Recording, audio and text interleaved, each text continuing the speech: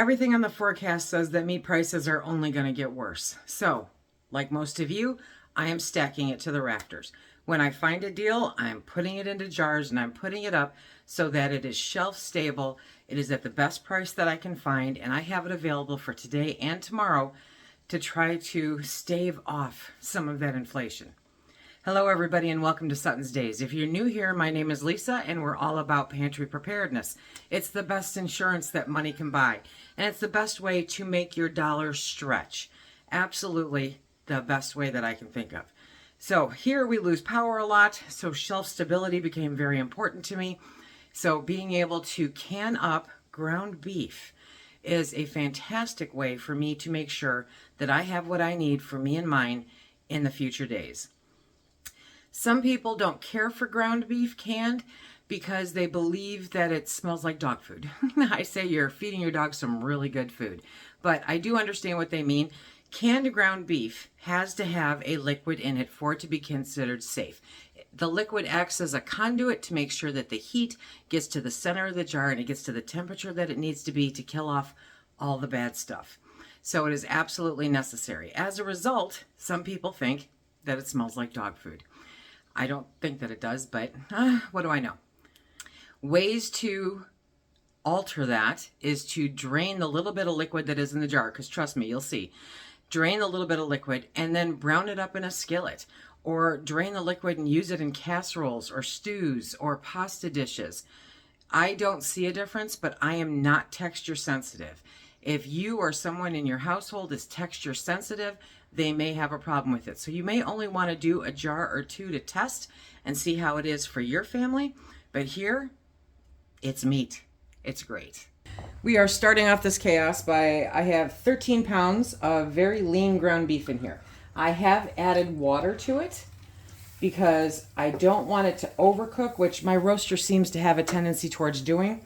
But I do want it to get, medium. I don't want it crispy brown, but I do want it medium.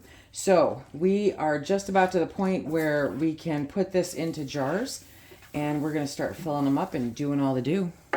I have my big roaster pan of hot ground beef, and we're going to start filling up jars. Oh, I'm going to turn on my canner and start heating that up, because now comes the fast and furious part, yes. So as I mentioned, I added some water in there to keep it from browning too much. If the liquid that you have in your pot, if you do the same, ends up in your jar, that's fine. No harm, no foul. If you are using like 70-30 or 80-20, then you will probably see more fat content the next day after it's cooled off, but it's okay.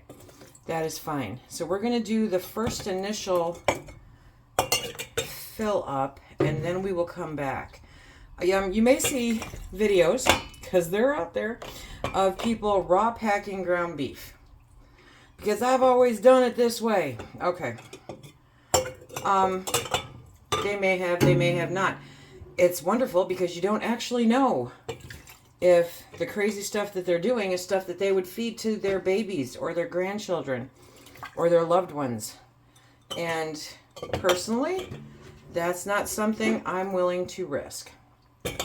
So, we do it by the book. And the only way to do it by the book and make sure that it's safe is by par cooking it. So you want it like medium, not well done, okay?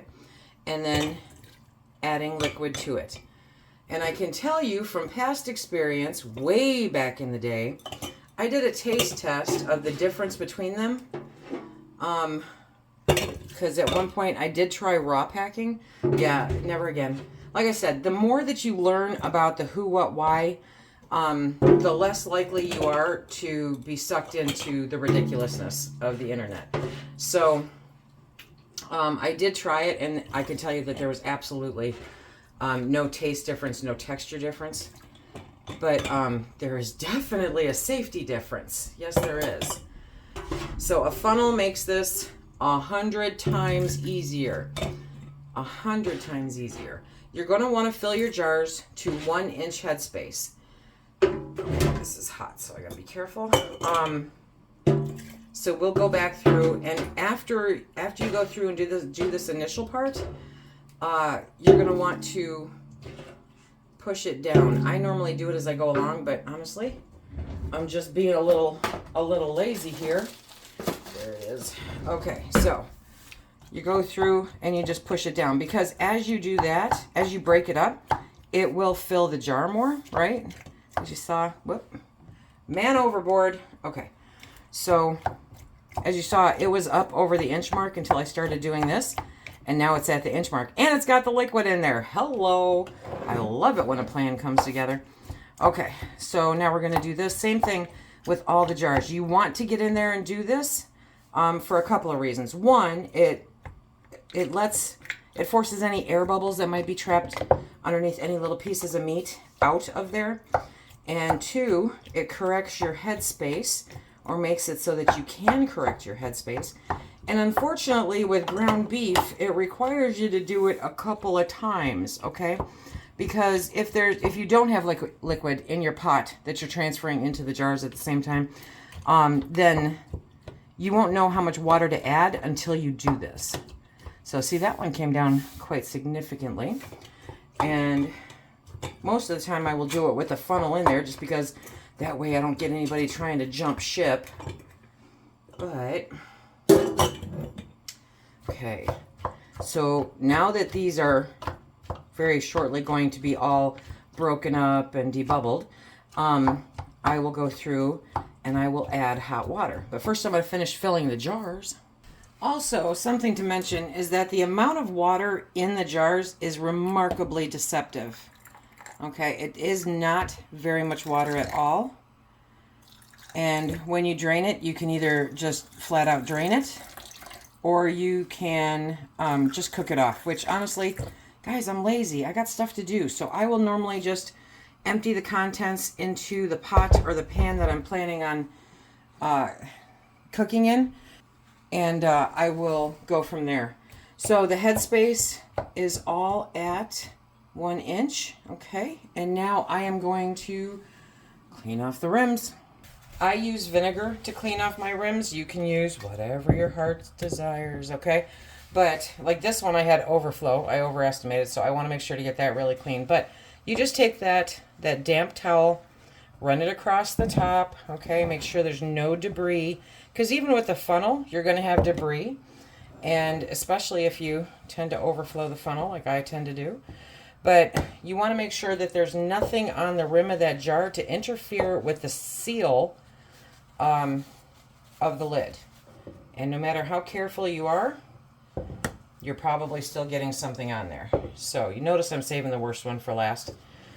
So like I explained in another video, I don't remember which one, but if you only have, say you fill your jars and you've only got the last one only has half of the meat in there, then you don't have to put that in the fridge. You can that, because you're bringing your headspace up to 1 inch with the liquid.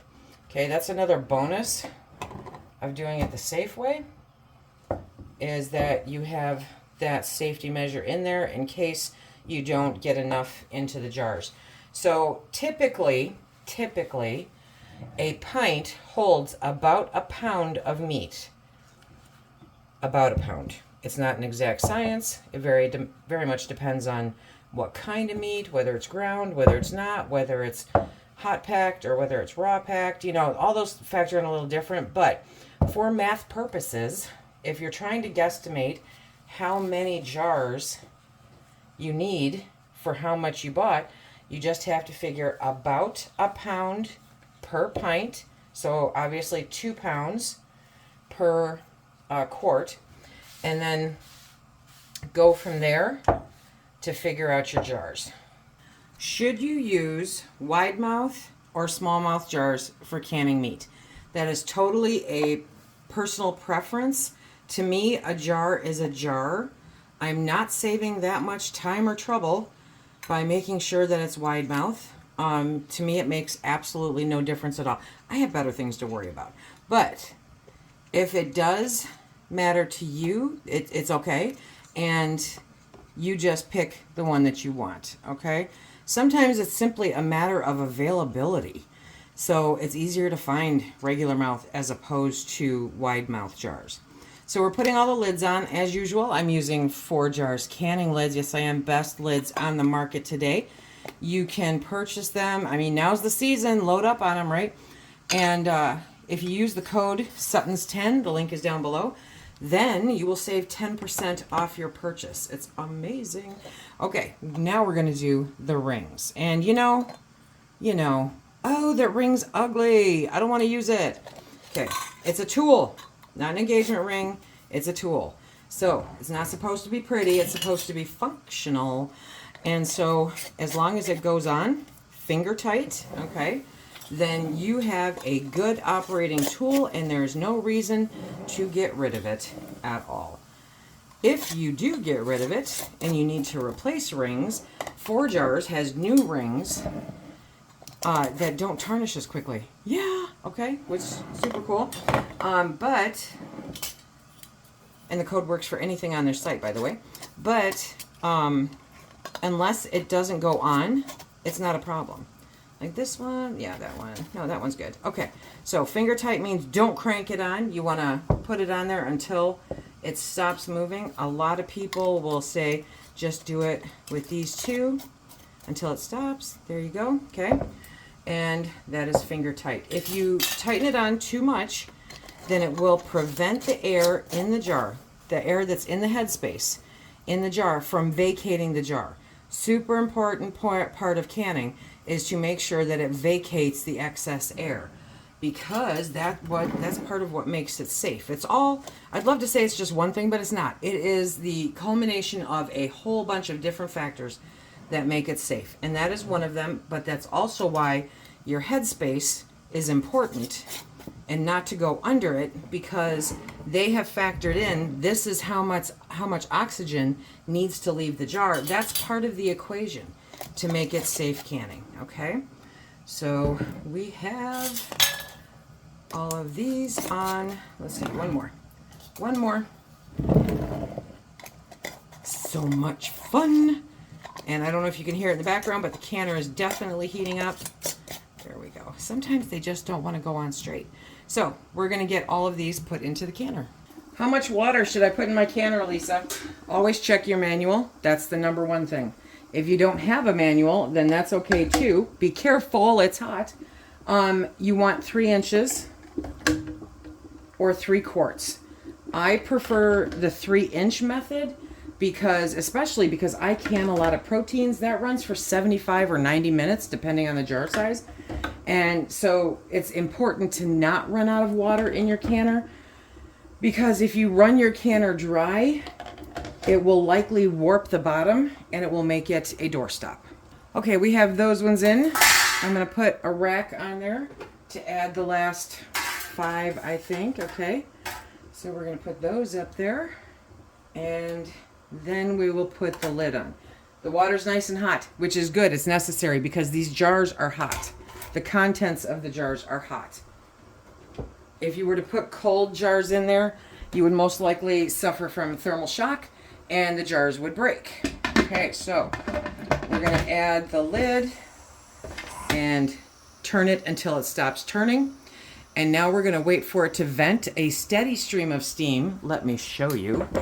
A steady stream of steam from that vent right there. If you can't see it, which depending on the light situation in your house, you may not be able to, then it will be audible when it is a steady, forceful stream of steam. Thank you. Then you start your timer for 10 minutes. For all of my lovely single people, right? You don't have to do it in pints, and you don't have to do it in quarts, that's for sure. So if you use a quart, then that's great. Put it in quarts. Pints, fantastic. I use pints all the time. However, if you want to make smaller portions because you're one person that doesn't want to eat spaghetti 3 days in a row, right? You can do it in the 1/2 pint jars. You can do it in 1/2 pint jars. Yes, you can.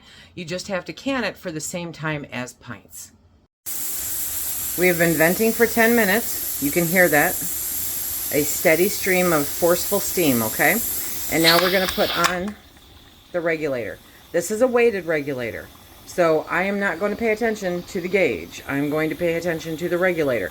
When it starts to do a little jiggle, I'm going to adjust my heat so that it does a nice hula dance. And then we're going to start our timer for 75 minutes because it's for pints. So if you're doing half pints or pints, it's 75 minutes. If you're doing quarts, it's 90 minutes. As a side note, venting is extremely important because when you put the jars and everything in the canner, there's still air in the canner. Vacating that air, just like with the headspace, is super important to make sure that it gets up to the proper pressure and temperature. So don't skip your steady stream of steam. Okay, we let it run the full course. We let it depressurize 100% on its own. And now we're going to start pulling them out. Perfect. Look at that. So some people will say that if it's bubbling inside, then it's guaranteed to seal. That's not necessarily the case.